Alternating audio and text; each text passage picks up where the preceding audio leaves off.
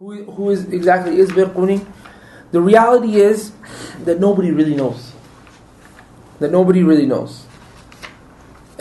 al-Baiquni, nobody really knows who it is. Nobody really knows when he died. Nobody really knows much about this individual.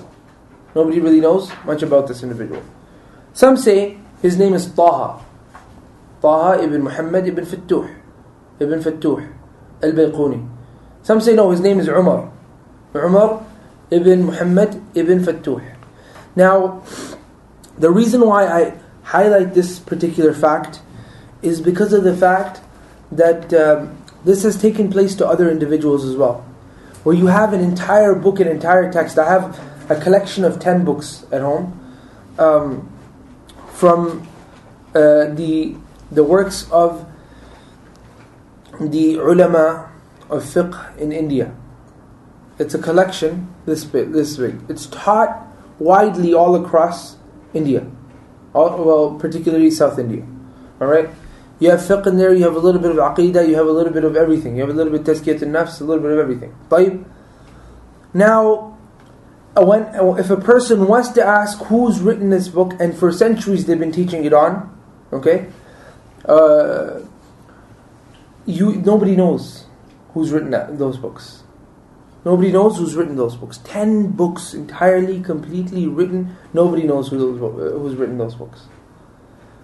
Similarly, Baiquniya, the only reason why we remember who Baiquniya is attributed towards is because of the name sort of entails the author as well, Baiquniya. طيب. So as I said, some people say it's Umar ibn Muhammad ibn Fattuh. Why is this important for us to know?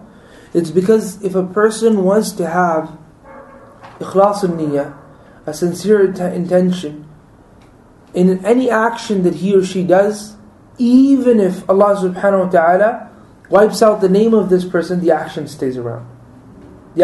So always looking to the intention, or the other way around. Even if Allah subhanahu wa ta'ala wipes out the name, yes, but maybe Allah will keep the name and He'll keep the action as well. Maybe as it happened to certain books, where, for example, Imam Bukhari's text is in no way called Sahih al-Bukhari. It's no way called Sahih al-Bukhari, but when this individual's niyyah was so pure for Allah's sake, you'd find that even the name of the book changed to sort of like, entail the author, Sahih al-Bukhari, where before it was Jami' al-Sahih. So similarly, over here you have this author who his book is extremely widely studied. Anywhere you go pretty much in the world, when you say the first, or a lot of places in the world, when you say I want to study hadith, the first thing that they do is they get you to study this text right here. They get you to study Al-Baiquni. But when they're looking at the text, nobody knows the name of the author.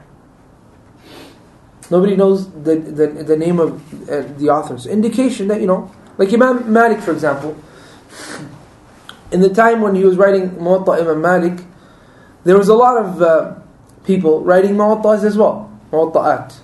There's a lot of people writing Muwattas as well. So, and apparently, you'd see that some of these people, other people that are writing the Muwattas, are better than Imam Malik. So that's why some people complained. They said to Imam Malik, why is it that you're writing a Muwatta? Fulan is writing it. Who told you to go write it? Who told you to go? Why do you have to write it? Where there's other people writing it as well. A Muwatta. Muwatta basically means muyassar, something made easy. Okay?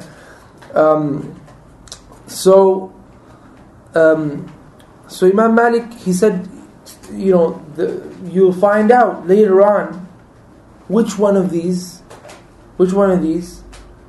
had the intention purely for Allah subhanahu wa ta'ala. So we look today, there's no Muwatta from the time of Imam Malik except Imam Malik's Muwatta.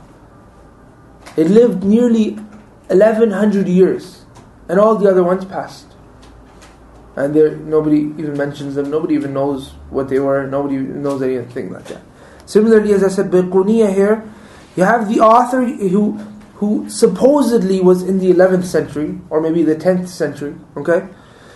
But nobody knows his name. People say Umar, people say Taha, nobody's sure about it.